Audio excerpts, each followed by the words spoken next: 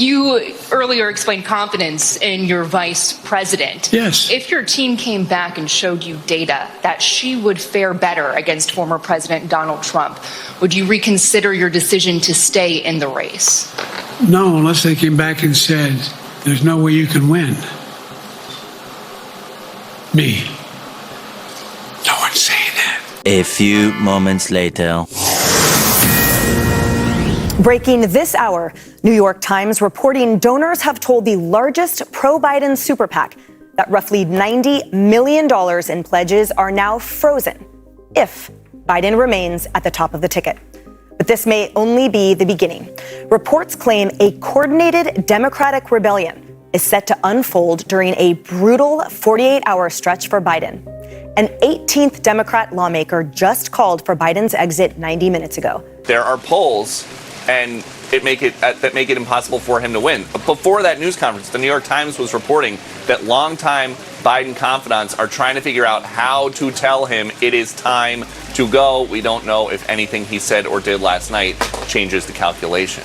Now, as we told you, the New York Times reports that donors are withholding $90 million if Biden remains on the ticket. We're also learning that 4 Democratic sources with knowledge tell CBS News that they expect dozens of Democratic lawmakers over the next 48 hours to issue statements calling for President Biden to step out of the race. The planning is coordinated, and some of the statements are pre-written, according to 2 sources. One of those well-placed sources predicted that the next 3 to 4 days will be, quote, brutal, and that it may become untenable by sometime next week for the president to continue in the race. And it appears that the most powerful names in the Democratic Party don't have Biden's back. CNN reports that former President Obama and Nancy Pelosi privately expressed concerns, but they're not sure what to do. Quote, more than a dozen members of Congress, operatives, and multiple people in touch with both Obama and Pelosi, many of whom say that the end for Biden's candidacy feels clear. And at this point, it's just a matter of how it plays out, even after Thursday night's news conference. And if those two feel otherwise, several leading Democrats say, they need to say that clearly as soon as possible before even more damage is done less than 4 months before the election. As the title of this video asked, are you really ready for the end of the Biden presidency next week? Dementia Joe is obviously negotiating his buyout. There are no signals anywhere that his political career has life left. The forces that be are clearly lined up against him. The Obamas want him out. The Clintons want him out. Most of the media have been given their marching orders to take him out. But the most damaging sign for him is that the donors want him out. Without that $90 million and more, he's toast. I guess he can't count on that 81 million votes he got in 2020. It's so bad for him that he held a rally yesterday in Michigan. I think it was in Detroit. And Gretchen Whitmer, the governor of Michigan, blew him off. It seems quite odd that the guy who got the most votes in history, 81 million votes, can't garner up enough support to keep himself in the race. It's obvious that someone or some group now realize that they can't keep hiding Biden. The royal scam, the grand illusion got blown apart during the debate. You see, Oz isn't that great and wonderful when people can see behind the curtain. And just imagine this, for over 3 years, they called people like you and people like me conspiracy theorists because we could see what was going on with Dementia Joe. And as recently as 3 weeks ago, they were telling us what we could see with our eyes and hear with our ears was fake. It wasn't real. It was some sort of AI illusion. But now, since the scam won't work anymore, they have to get rid of Dementia Joe. And it's really funny to me to see so many people that Dementia Joe obviously thought were in his camp are now the same people who are trying to get rid of him. And that's primarily because his stench is now on them. That you are soft selling the more fundamental aspect of people viewing somebody who, I'll be perfectly honest with you, I don't know of a job interview that you could have gone on and delivered the performance that was delivered by Joe Biden and gotten a job. Now, Jon Stewart, I consider to be an intelligent guy. He's held his role at The Daily Show for quite some time, and he's not a stupid individual. That means And it very much means that he has known for quite some time what's been going on with Dementia Joe. But now he's saying Dementia Joe couldn't even be a cashier at Home Depot. What changed? Why now are you saying this? You've had 3.5 years to come clean. Somebody pushed a button. Somebody gave him the order. And I'm not talking about the presidency. I'm talking about like cashier at Home Depot, like a job that you would not think, okay, that is the hardest job in the entire world. After President Biden called in for a radio interview, one of these interviews done to kind of quell concerns and show the president was fine and completely on point. After he did that call, the Biden campaign called that station asking them to edit out 2 of his answers. In order for the Biden administration to call this radio station and tell them to edit out their answer, they had to have felt comfortable that would happen. They had to feel very comfortable because they've probably done it before. It's obviously not the first time that they have made this kind of request to the media. In fact, I wouldn't doubt it if they've made this request to CNN before. But now, all of a sudden, because people have seen him fall apart at the debate, they have to act as if all of this is new, when you obviously know that they had to have been going through this for years. Civic Media, Wisconsin Progressive Talk Radio Network, acknowledged that staff took out the Biden campaign's suggested edits, deleting 2 answers from the president's July 3rd interview with host Earl Ingram. The first answer is Biden said, quote, "I have more blacks in my administration than any other president, all other presidents combined, and in major positions, cabinet positions." Obviously not an accurate thing to say. See, do you think that's the first time they ever had to do that? Of course not. We have seen him do all kinds of different speeches. We've basically laughed at what he has said on stage, and you're telling me just now they're asking people to basically edit what he says? No, I'm not buying it. Second, when Biden was talking about Trump's past comments about the Central Park 5, and we should note, like, this is a big journalism no editing out an answer because the politician in his campaign didn't like it, or I just hope there's some editors somewhere at CNN or MSNBC who decide to come forward and say, we've been doing this stuff for years. There's no possible way this is something that just all of a sudden popped out. they didn't like how he came across. I don't know exactly the reason. We'll find out from the Biden campaign maybe someday. When you look at the numbers, he's done 36 news conferences to date since he's been in office. That's not as many as his predecessors had done. Trump had done 64 by this point, Obama 72, Bush 82, but he is going. So at this point, they've been hiding Biden without a problem. CNN just didn't find out this data. They obviously have known this data that they've been hiding Biden. They never called it out until just now. When you see that he hasn't been out there in the public eye, has not answered questions from the public, hasn't answered questions from the press, hasn't done anything, is only done 36 press conferences. You didn't know that data just today. You've known that data all along. Why are you just questioning it now? Because you guys are frauds.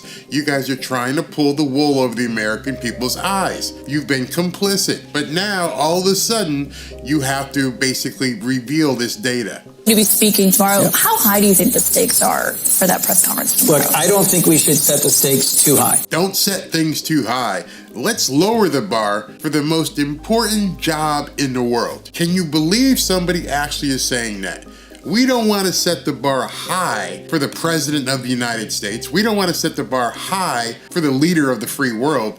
Let's just go ahead and lower it. Let's lower our standards. Let's lower our way of thinking about the President of the friggin' United States. I cannot believe a sitting senator, I cannot believe a person in the media would not have thrown up over that statement. According to 2 sources, before cabinet meetings that the president attends, cabinet officials will submit their questions and key talking points and bullet points that they plan to present to the president in these closed-door meetings. This is how one source described it. They said the entire display is kind of an act. They would come and say, hey, the president is going to call on you about 25 minutes in and ask this question, what are the bullet points that you'll respond with?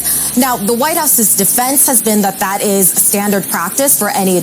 No, it's not standard practice. And even more so, again, this is information you people have had for years. He hasn't done a full cabinet meeting in over a year. And yet for some reason, just now, again, you're just now reporting on this. Think about that. Just remember, this is a prevailing theme. They're acting like this is all new when they know he hasn't had a cabinet meeting for over a year. Administration, they said in a setting like this, you never want the president to be not aware of what is going to be discussed. They want to also just be mindful of the president's time. But if you've ever run a business and you've sat down with your directors, your managers, you already know what needs to be discussed. Why? Because you've been running the business. There wouldn't be any surprise. Hey, John, the sales are down in the electronics department. Everybody can see these numbers. What's going on? Hey, Sheila, I've noticed in HR we're having a little bit of turnover. What's going on? Everybody can see the metrics involved in running a business. What you're saying and what this person in the news is saying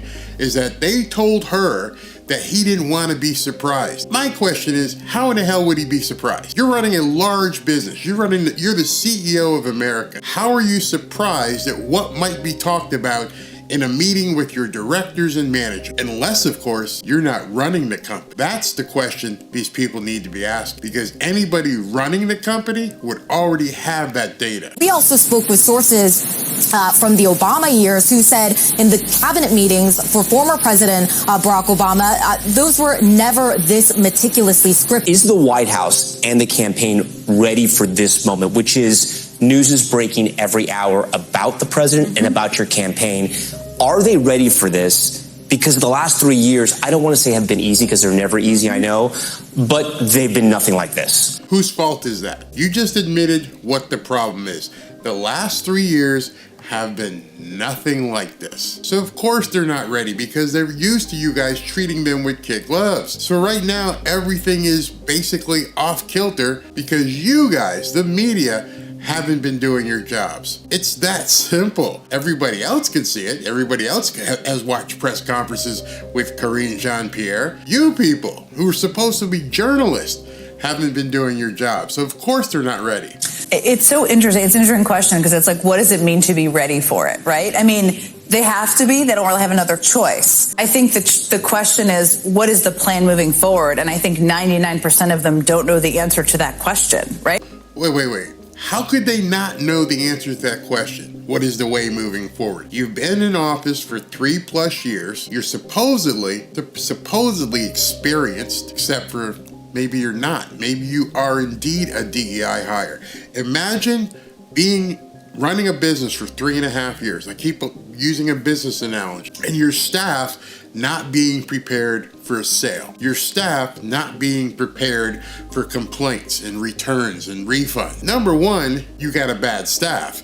Number two, that's on you as a business owner for not putting people in place who can handle these problems. So as you're looking at this thing and you're watching everybody basically implode, you have to understand that it all comes down from the top, from the person running that business. If you were actually running the business, if you were actually running the government, you would have staff in place who could handle things all the way down, who could manage things on a ground level all the way up to the top. He obviously hasn't been that person. He's not running the country, and he hasn't been running the country. For all intents and purposes, if you're on the campaign in the White House, Joe Biden has said he's running. He's going to stick it out as the nominee. That is what you were planning to do. Is that what the result ends up being? I don't think we know the answer to that yet. Have you been surprised how many leaks there have been in the last 2 weeks? Yes, very surprised. It was not a leaky. I'm surprised that there hasn't been more leaks.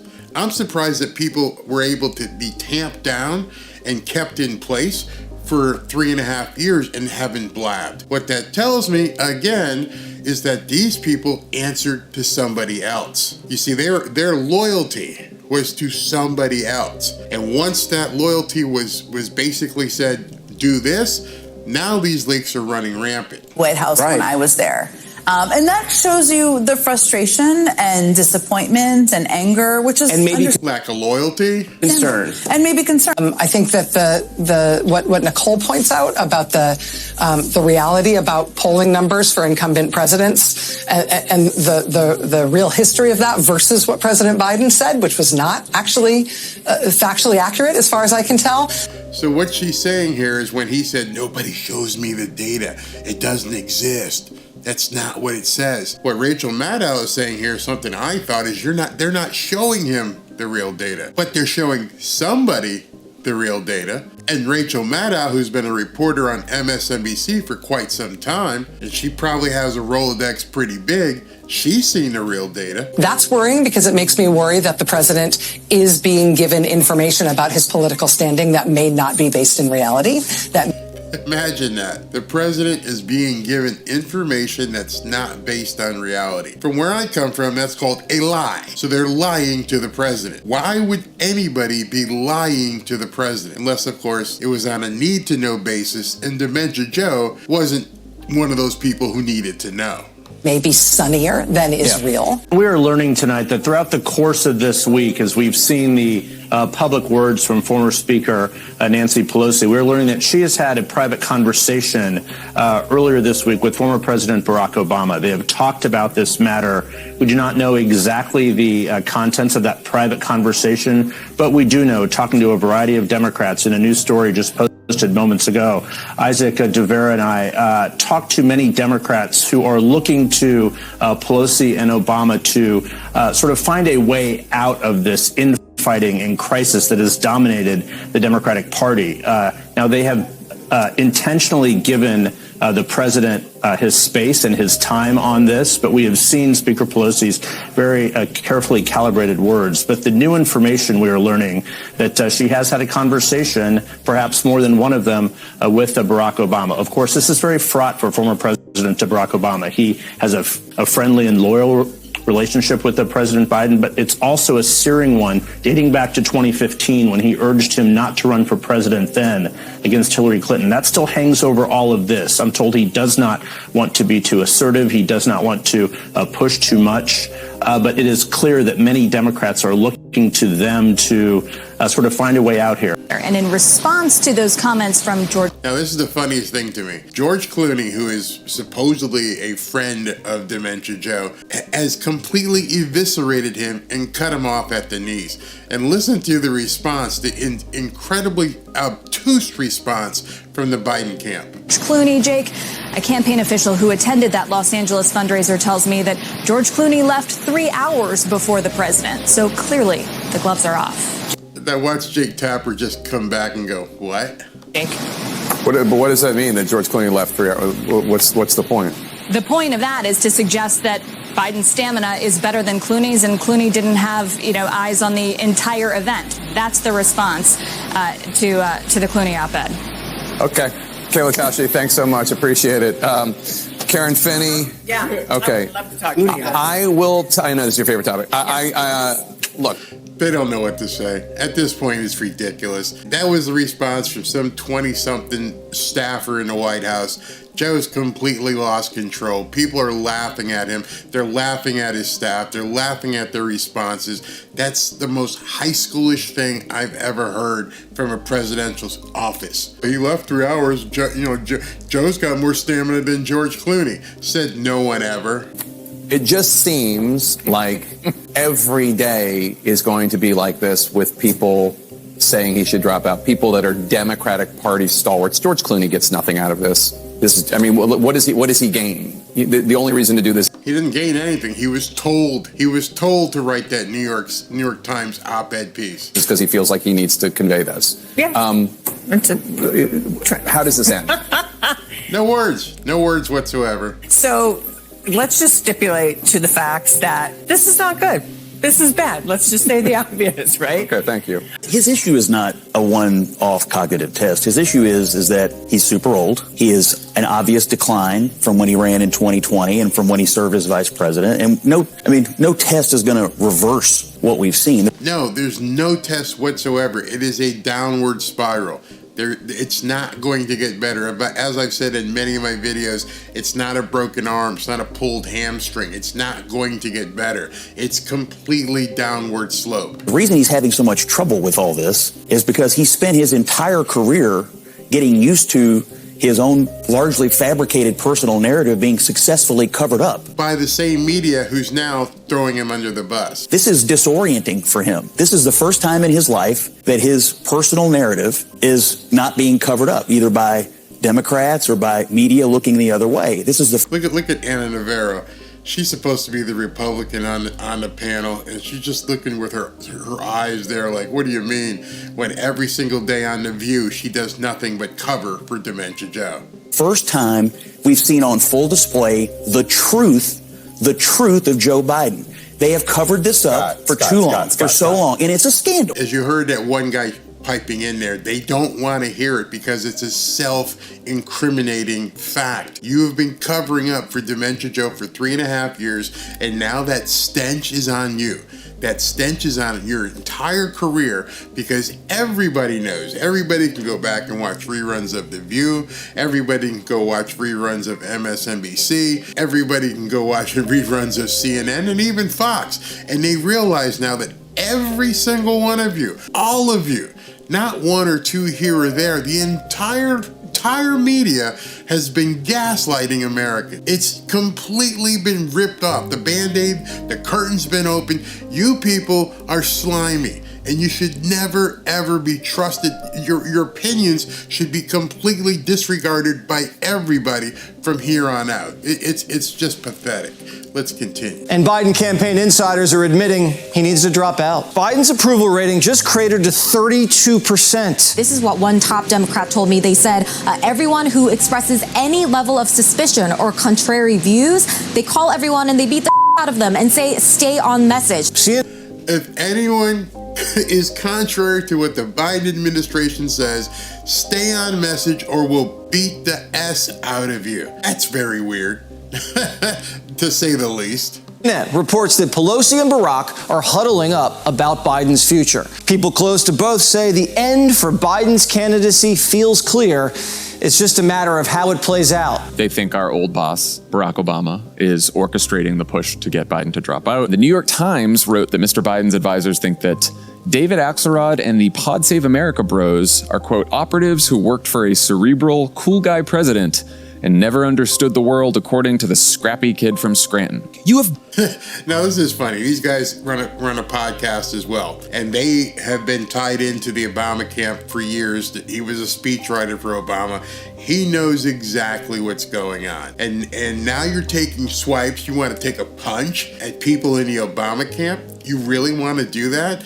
Dementia Joe's people really want to take a shot at the people who have kept you in office for 3.5 years? No wonder the floodgates are opening. No wonder everybody's finding out how much a fraud Dementia Joe has been. And by doing so, that's the other problem. They've ripped open the curtain and they've let us know how much of a fraud the media has been. But now he's going to really just take Dementia Joe apart. This is great. Bigger fish to fry. That's like, this the is point. not, what do you, like, why are you spending time on us for? Go just beat Donald Trump. If he was the scrappy kid from Scranton, I'd be thrilled.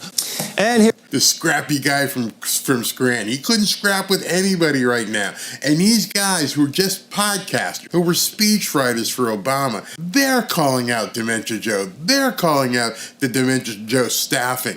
How embarrassing is that for his campaign and for his office and the office of the presidency? Here come the Clintons. Chappaqua freaking out. The New York Times publishing a piece from Bill's old pollster. Biden's path to re-election has all but vanished. And they say a new candidate is inevitable. Biden's lost the two power centers in Democrat politics, the Obamas and Clintons. And when you lose them, you lose the money. Democrat donors have just told the Biden campaign they're freezing $90 million in pledges until he drops out. The donor class is shutting down. I know these people. All right. And they're not, and not only are they shutting down contributions to the Biden campaign, they're shutting down contributions to the Senate committee, to the House committee. And now you know what's going on. It's not just that they're shutting down money to Dementia Joe, they're shutting down money to senators and House representative people. They're shutting down donations to Congress, Democratic Congress. That means these guys can't run their down ballot races without that money, which means, Dementia Joe, you got to go. Unlike me, all I can do is shut my mouth, and that make a lot of people happy. But they shut their wallet, and they're going to make a lot of people unhappy. If they shut their wallets, it's going to make a lot of people unhappy. That right there is called desperation. That's right there is why Dementia Joe may not survive another week as president. It's all about the money, people. Media, advertising dollars, donors for political campaigns. This is it. It's about the money. People have complained that the Republicans raise a lot of money, and now they're freaking out because the donors are finally saying, we're done. And we're not just done with Dementia Joe, we're done with all of you. Think about that for a second. That tells you right then and there that they don't want to put good money after bad. They realize at this point that the Democrat Party as a whole is toxic. It's poisonous. I'm not going to lose my money. You guys can't possibly win. Why would I spend money for losers? You're losers. Dementia Joe goes up on a stump yesterday in Michigan and he calls Donald Trump a loser. Meanwhile, the people who back him, who give him money, have decided that he's the loser. We are not going to give you a dime. You're done. We're not throwing good money after bad. Our results won't be there. That means the data that they know is data that Dementia Joe doesn't. They know at this point he can't beat Trump. There would be no other reason to cut off the flow of cash, except for the fact that these people are smart, which is how they got their money, and they've looked at the data, and the data says you're backing a losing candidate and you're wasting your money. So at this point, as I showed you in the early part of this video, when he said nobody's saying that, yeah, actually they are, Joe. By turning off the spigot, by not giving you any more money, they're telling you they do know, and they're telling you you can't win.